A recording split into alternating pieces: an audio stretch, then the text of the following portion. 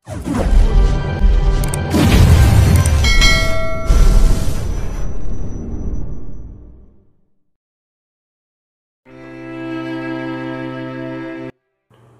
Lina's POV.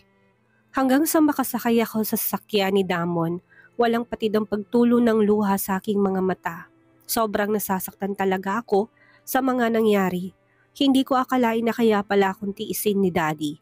Akala ko talaga hindi nila ako pababayaan at maintindihan nila ako sa lahat ng mga desisyon na nais kong gawin sa buhay ko.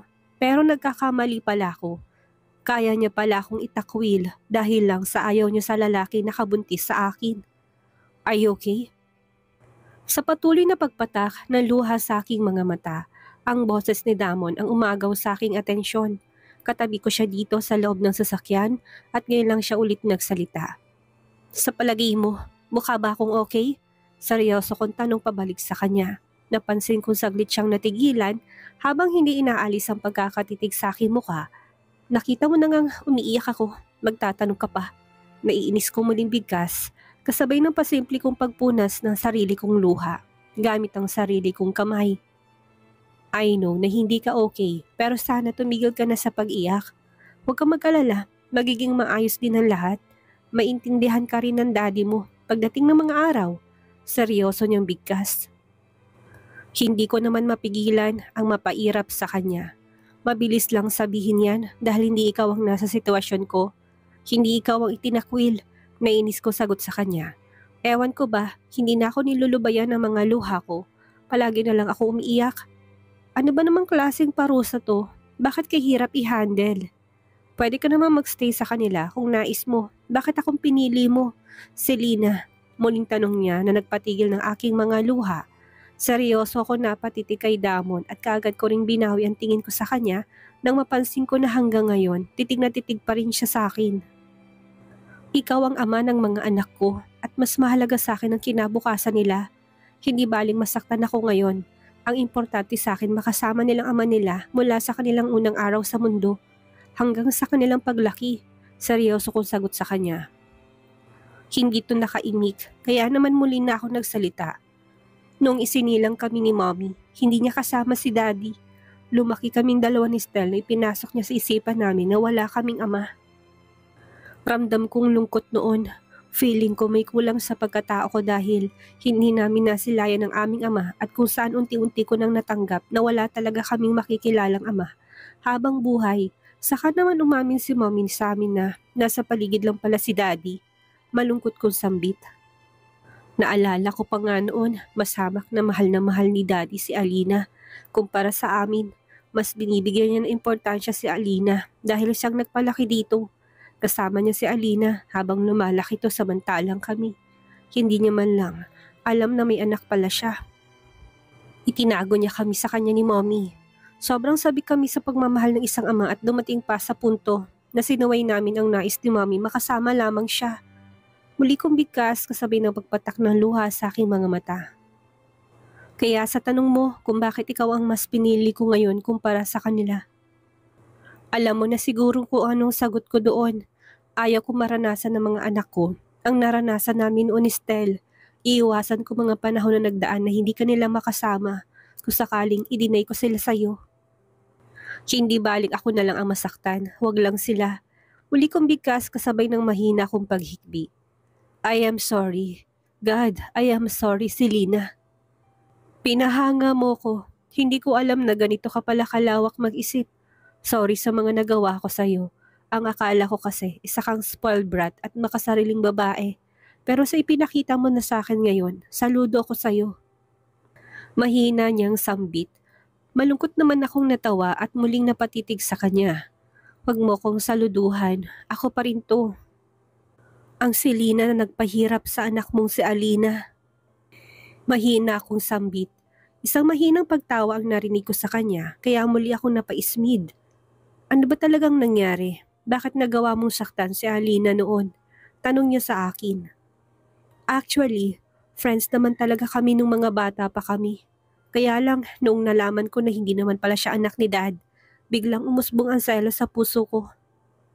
Nadagdagan pang galit ko sa kanya nung minsan na pinagtangkaan ng ina niyang seradora.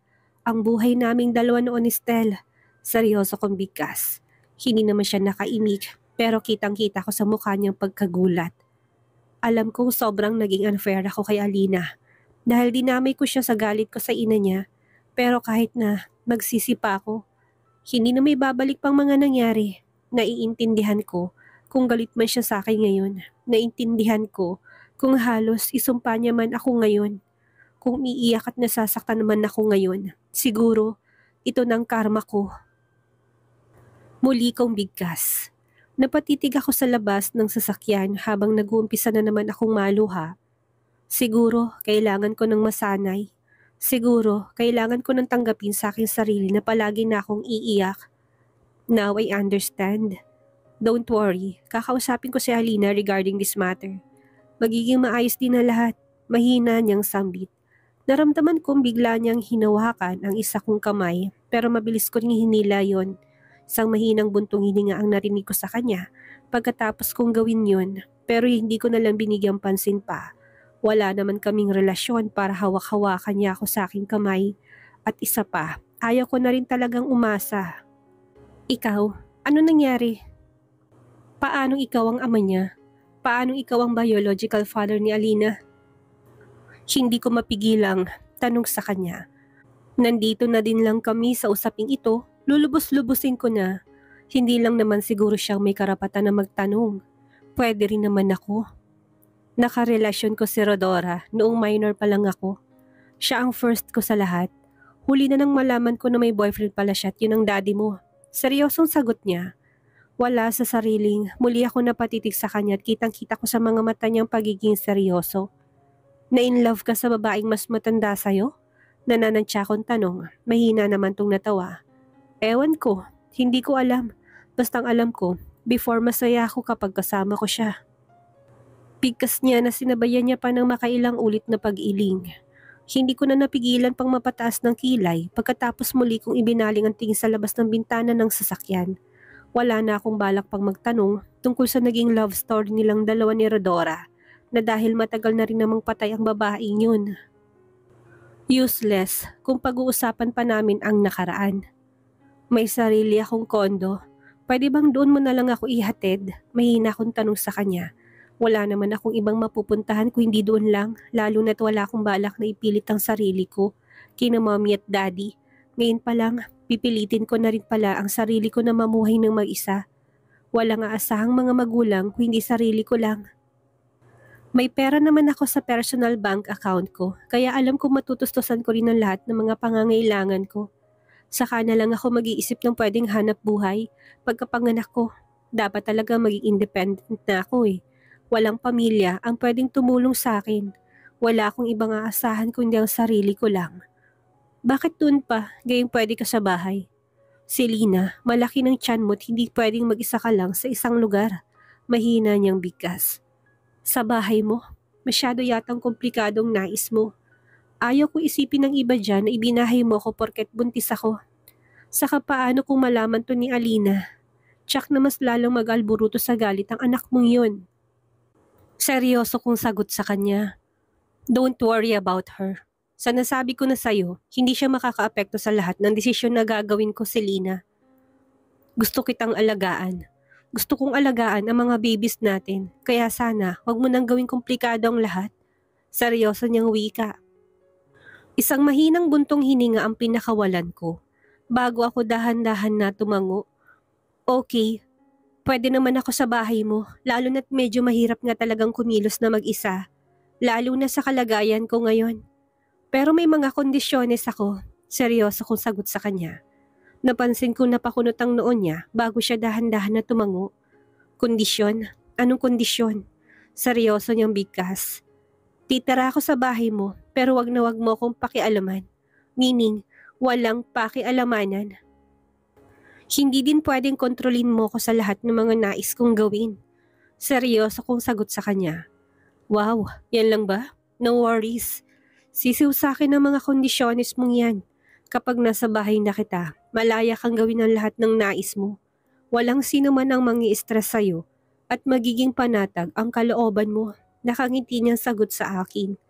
Muli ako napatitig sa kanya at nang masigurado ko na mukha naman siyang sincere sa sinasabi niya ngayon, dahan-dahan ako napatango. Deal! Pilit ang ngiting bigkas ko kasabay ng paglahad ko ng kamay ko. Gusto kong tapusin ang pag-uusap naming dalawa ngayon sa pamamagitan ng pag-shake hands. Deal! Nakangiti niyang sagot kasabay ng pagtanggap niya sa pakikipagkamay ko. Naramdaman ko pa nga ang marahan niyang pagpisil sa palad ko, kaya pasimple kong hinilang kamay ko na wala naman yata siyang balak na bitawan. Ito ang magiging kwarto ko? Kaagad kong tanong kay Damon. Balik kami sa bahay na pinagdalhan niya sa akin kanina at nagulat na lang ako nang muli niya akong dinala sa kwarto kung saan ako natulog kanina. Kung hindi ako maaaring magkamali, ito rin nasilid niya dahil sa loob ng walk-in closet habang nag-iikot ako may napapansin ako mga personal niyang mga gagamit. Ito lang ang pinakamalaki at pinakakomportableng kwarto sa bahay na to. Don't worry, bihira lang naman akong umuwi dito at kapag nandito naman ako, pwede rin naman ako magpahinga sa ibang silid kaya wala kang dapat na ikabahala. Nakangiti niyang sagot sa akin.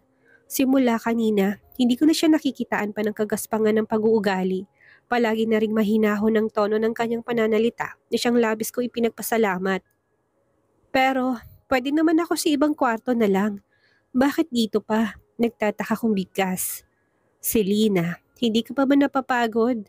I think kailangan mo na munang magpahinga. Mamaya ng konti kakain na tayo ng dinner. Saka ko na lang sasagutin ang mga katanungan mo kapag fully recovered ka na emotionally. Sa ngayon, we will make sure na okay ka at okay din ang mga babies natin. Nakangiti niyang bigkas. Wala sa sariling napatango na lang ako. Mukhang buo ng desisyon niya kaya may magagawa pa ba ako? Sa laki at lawak ng silid na to, tsak talaga akong mag-e-enjoy ako sa pananatili dito sa bahay niya. Hindi ko lubos maisip kung bakit nagawa niyang magpagawa ng ganito kalaking silid, gayong wala naman yatang ibang nakatira sa bahay na ito kung hindi siya lang. Sa bagay, mapera pala siya at kaya niyang gawin ang lahat ng nais niya. Huwag kang mag-isip ng kung ano paman, ako ang bahala sa'yo. Nakangiti niyang bigkas bago siya tuluyang nagpaalam at lumabas ng silid. Naiwan naman akong dahan-dahang napaupo ng kama. Ngayon ko lang nilubos na naisip na kailangan ko rin pala si Damon. Wala akong mga gamit na nadala kanina at lalong hindi ko pala dala-dala ang mga bank cards ko. Wala rin akong bitbit na cash. Wala rin akong dala na kahit ni isang pirasong damit. Hay, ano na ngayon ang gagawin ko? Matutulog ako mamaya na nakahubad. Hay, dapat pala bago ako umalis kanina sa bahay. Nakiusap muna ako kay mommy na ikuha ko ng kahit na ilang pirasong damit. Nasa ganun ako sitwasyon nang marinig ko ang pagtunog ng aking phone. Dali-dali kong sinagot yon lalo na't napansin kong kakambal kong si Stel ang tumatawag. Nasaan ka? Susunduin kita. Seryoso niyang bungad sa akin pagkasagot ko sa kanyang tawag. Estel, pinaalis na ako ni Dad sa bahay natin. Hayaan niyo na muna ako, pwede ba? Seryosong sagot ko sa kanya. Selena, ano ba talagang nangyari? Talaga bang si Damon ang ama ng dinadala mo? Baka sa boses niya, ang pagtataka. Isang mahinang buntong hininga pinakawalan ko bago ko sumagot. Yes, siya nga at nang malaman niyo ni Daddy, nagalit siya. Malungkot kong bigkas. At anong ina-expect mo na matutuwa si Daddy sa'yo dahil nagawa mong pumatol sa lalaking ilang agwat? Ang layo ng edad sa'yo and worst, ama pa talaga ni Alina. Seryoso niyang bigkas. Halata sa boses ni Stel na hindi rin talaga siya natutuwa sa mga nangyari kaya lalo nadagdagan ang lungkot na nararamdaman ng puso ko ngayon. So, siya ang kasama mo sa mga nakalipas na buwan na bigla ka na lang nawala na nagawa mo makipagrelasyon sa ama ng ex-wife ko. Seryoso niya muling tanong sa akin. Hindi naman ako nakaimik. Selena, ano bang nakain mo? Ano bang ginagawa mo sa sarili mo? Akala ko ba si George ang mahal mo pero bakit kay Damon ka nagpabuntis? Seryoso niya muling bigkas. Mukhang tinawagan lang yata ako nitong si Stel para pangaralan. Kaya naman hindi ko na rin mapigilan pang makaramdam ng pagkainis. Bakit bang bilis nilang husgahan kung ano man ang mga desisyon ko? Feeling ko nga, hindi mo lang nila isinaalang-alang kung ano man ang nararamdaman ko ngayon. Huhusgahan mo rin ba ako kagaya ni Dad? Itatakwil mo rin ba ako bilang kapatid mo? Kung hindi mo tanggap ang kung ano man ang meron sa amin ni Damon ngayon. Mabuti pang tapusin na natin ang pag-uusap nating ito, Stel. Seryoso ko sagot sa kanya. Selena, wag matigas ang ulo mo. Nasaan ka ngayon? Susunduin kita. Hindi ka pwedeng makisama ng tuluyan sa lalaking yan. Hindi ka ba nahihiya sa mga pinagagawa mo? Pumatol ka sa ama ni Alina. Muli niyang bigkas na para bang isang malaking krimen ang nagawa ko. Pagak naman akong natawa. Stell naman, kung tumawag ka para i-discourage ako sa mga naging desisyon ko, mabuti pang tapusin na natin ang pag-uusap nating to. Malaya kang itakwil ako bilang kapatid mo kung pati ikaw ikinakahiya ako. Masama ang loob na bigkas ko bago ko tuluyang pinatay ang tawag. Kung tumawag siya para questionin ako sa naging desisyon ko ngayon, mabuti pa sigurong iwasan ko na munang makipag-usap pati sa kanya. Hindi ko naman din kasi pwedeng pilitin silang intindihin ako. Sobrang nalulungkot ako sa mga nangyari, pero ano pa bang pwede kong gawin? Ano bang tama? Itong desisyon ko ngayon ang alam kong pinakatama sa lahat, lalo na't ang mga batang nasa sinapupunan ko ang top priority ko. Sila kasi talagang pinakaunang maapektuhan kapag nagkamali ako ng desisyon ngayon. Bahala na. Bahala ng kapalaran sa akin. Sa ngayon, wala akong ibang kasasandalan kung hindi si Damon lang. Siya itong willing na magstay sa tabi ko kaya sa kanya ako dapat lubos na magtiwala. Kanina pa ako paikot-ikot dito sa loob ng silid. Hindi ko malaman ang gagawin ko dahil kanina ko pa gustong lumabas para sana makalanghap ng sariwang hangin. Kaya lang hindi naman ako binalikan ni Damon.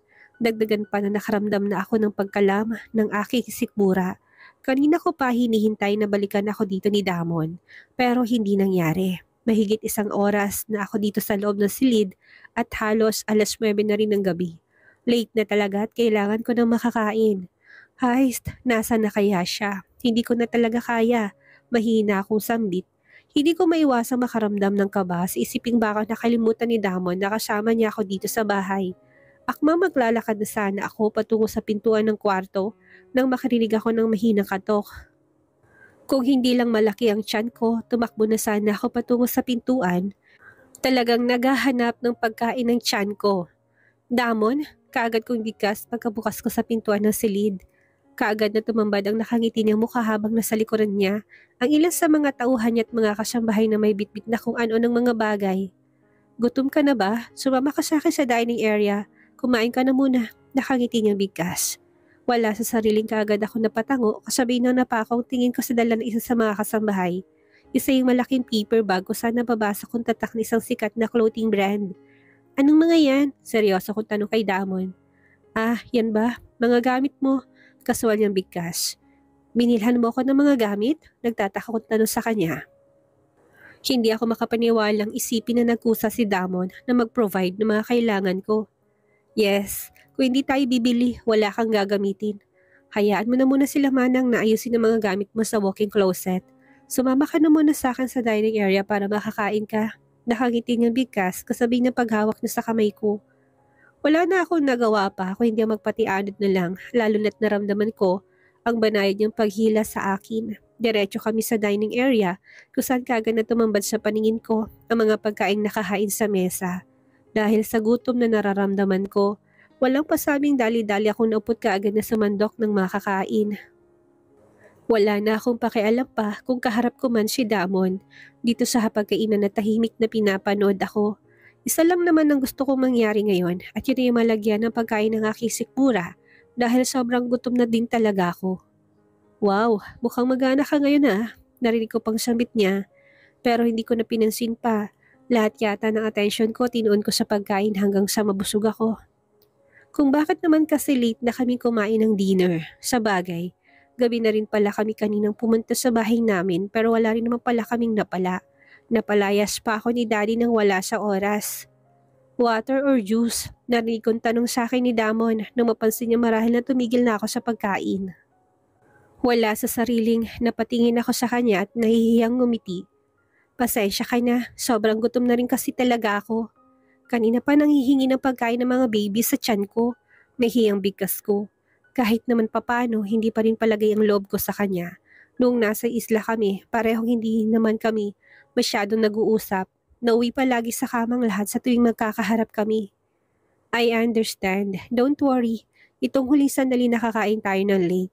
Hindi ko rin kasi talaga namalayan ng oras dahil sa mga inasikaso pa ako. Nakangiti niya sagot sa akin. Well, Thank you pa rin kahit late na. At least nagustuhan ko naman ng mga foods at nabusog talaga ako. Nakangiti ko sagot sa kanya. Teka lang, bakit hindi ka pa kumakain? Marami pang foods oh. Don't tell me na nagda-diet ka. Pabiro kong bigkas. Ngayon ko lang napansin na hindi pa yata siya nag-umpisang kumain dahil malinis pa rin ang pinggang na sa harapan niya. Selena, kung sakaling yayayain kitang magpakasal, papayag ka ba? Imbis na sagutin ang tanong ko sa kanya, ibang kataga naman ang lumabas sa bibig niya. Tulala tuloy ako napatitig sa kanya. Ha? Ano sabi mo? Seryoso kong bigkas. Sobrang nagulat din talaga ako. Hindi ko to inaasahan. Gusto kong bigyan ng kompletong pamilya ang mga anak natin kung sakaling yayayain kitang magpakasal at maging asawa ko. Papayag ka ba? Walang kakurap-kurap siyang nakatitig sa akin habang sinasabi niyang katagang yon. Kaya mabilis ako nag-iwas ang tingin sa kanya. Noon pa man, hindi ko talaga kayang makipagtitigan sa kanya. Paanong pumasok sa isipan mong ganyang idea? I mean, damo naman, ang kasal ay para lang sa dalawang taong nagmamahalan. Hindi porket nabuntis mo ko, pakakasalan mo na ako kagad. Seryoso ko sagot sa kanya. Mahal ko siya, oo. Sobrang mahal na mahal ko siya, pero wala akong balak na magpatali sa kasal dahil lang magkakaanak na kami. Wala na akong balak pang palalain ang sitwasyon naming dalawa ngayon at magpatali sa kasal na hindi ko naman alam kung hanggang kailan magtatagal. Wala akong planong lokohin ang sarili ko. Hindi porkit maayos ang pakikitungo niya sa akin, gusto niya na ako. For sure naman, kaya lang siya mabait sa akin ngayon dahil sa mga anak niya. Ang mga batang nasa sinapupunan kong concern niya lang at wala nang iba pa. Kaya wala talaga akong balak na magpadala sa mga matatamis niyang salita. Tama na ang misang nasaktan ako. Ano ang mangyayari ngayong inaalok ni Damon ng kasal sa Selena? Pumayag kayang dalaga dito? Maramdaman kaya niya na hindi lang dahil sa batang paglapit ni Damon sa dalaga o hindi mahal na talaga niya sa Selena? Yan ang ating aalamin sa susunod nating kabanata.